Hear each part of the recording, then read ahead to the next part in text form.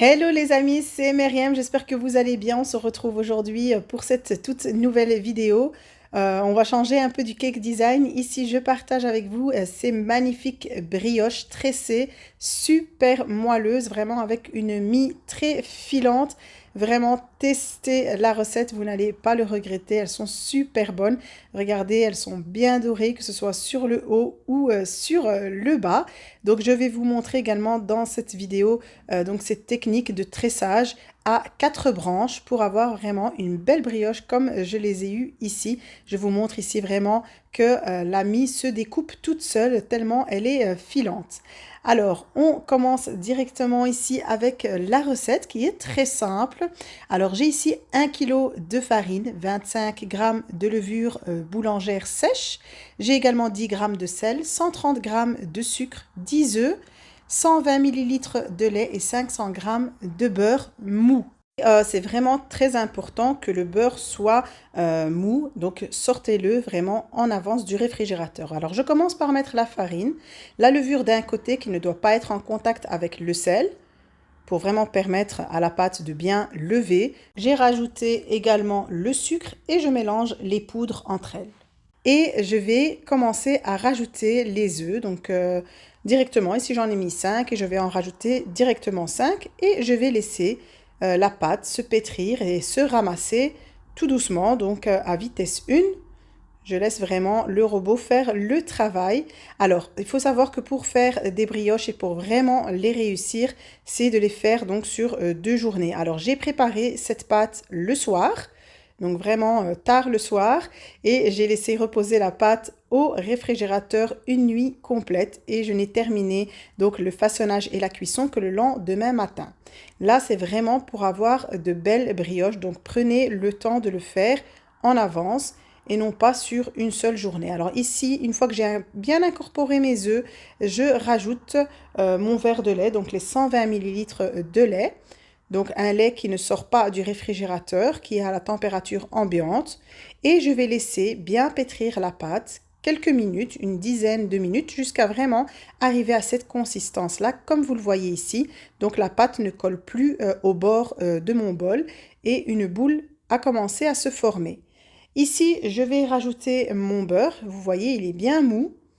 Donc ne mettez pas du beurre froid. Et voilà, je vais continuer maintenant de battre et laisser vraiment le beurre s'incorporer à la totalité de la pâte. On laisse toujours le robot en petite vitesse pour vraiment que la pâte se pétrit tout doucement. Et je vais laisser vraiment une petite dizaine de minutes. Regardez, on arrive à ce résultat, une pâte collante mais qui ne se déchire pas. Vous voyez, quand j'ai tiré dessus avec mes doigts, voilà. Je vais passer ma pâte dans un autre bol. Je récupère ici avec la corne la totalité de la pâte, comme ça c'est zéro gaspillage. Je vais mettre un film transparent par-dessus et je vais laisser ma pâte lever pendant 1 heure à température ambiante. Et une fois l'heure passée, je vais remettre au réfrigérateur. Donc ça c'est le lendemain matin. Entre-temps, j'avais remis ma pâte dans le grand bol parce qu'elle avait un peu levé. Donc, je l'ai laissé vraiment toute la nuit au réfrigérateur. Vous voyez, on obtient finalement une pâte qui ne colle plus aux doigts et qui a bien, donc c'est le beurre qui a durci dans la pâte. Alors ici, voilà, je vais faire des petits pâtons. Alors moi, j'ai pesé ici plus ou moins 100 g par boule pour en faire à chaque fois 4, pour faire donc des tresses à 4 branches. Évidemment, vous faites comme vous voulez. Vous pouvez faire de simples boules, vous pouvez faire des tresses à 3 branches ou à 2 branches. Vous pouvez donc mettre directement de grosses boules dans un moule. Vraiment, on fait comme on veut pour avoir le résultat de brioche que l'on veut. Alors ici, c'est juste un modèle comme un autre. Voilà ici mes quatre pâtons qui ont été roulés. Donc j'ai fait vraiment de longs cylindres. Et voilà, je vous montre la technique qui est très simple. Donc je prends le premier à droite et je le fais passer à la 3e position. Donc je saute 1, 2 branches. Je prends le tout dernier et je le ressaute de 2 branches, c'est-à-dire il prend la 3e position. Je prends les 2 du centre et je torsade. Donc on recommence la même opération. À droite, je fais passer à la 3e position. Je prends à gauche, je le fais passer en 3e position. Je prends les 2 du centre et je torsade. Je recommence. À droite, je fais passer à la 3e position. À gauche, je fais passer à la 3e position. je prends les deux du centre, je les torsade. À droite, je fais passer à la troisième position. À gauche, je fais passer à la troisième position, je prends les deux du centre et je les torsade et c'est ainsi de suite. Donc c'est vraiment facile. On compte les branches à chaque fois. On met à chaque fois ceux du côté en troisième position, une fois chacun. On torsade les deux du centre et voilà, on termine ainsi le processus jusqu'à la fin. Vous voyez, je ramasse mes morceaux de pâte et je vais même couper un peu l'excédent, vraiment pour m'arrêter là où toutes les branches s'arrêtent en même temps. Et je vais juste faire rentrer légèrement un peu la pâte. Et voilà, j'ai ma belle tresse à 4 branches. Je vais la disposer sur une plaque avec un papier sulfurisé. Je laisse l'espace parce qu'elle va gonfler. Je vous remontre encore une fois en image. Donc comme ça, c'est bien ancré dans vos têtes. C'est très simple. Une fois qu'on a bien compris le principe, voilà, je fais passer la branche de l'extrémité à la troisième position. Je fais passer celle de l'autre côté à la troisième position et je torsade le centre. Et c'est toujours le même principe. Ainsi, on obtient vraiment ces belles brioches avec cette belle tresse bien gonflée à 4 branches. Alors, j'espère que vous allez les tester. Et si c'est fait, n'hésitez pas à me le laisser en commentaire et me dire si vous avez bien compris, en tout cas, le principe de la tresse. En tout cas, j'ai essayé d'être la plus claire possible pour que tout le monde puisse y arriver. Voilà le résultat. Alors avec cette quantité de pâte, j'ai eu 5 grosses brioches et vous avez vu, j'en ai fait une toute petite à la fin, ronde, c'est ce qui me restait comme pâte. Vous pouvez évidemment diviser la quantité pour n'en faire que très peu. Ici, j'ai laissé gonfler 2 heures.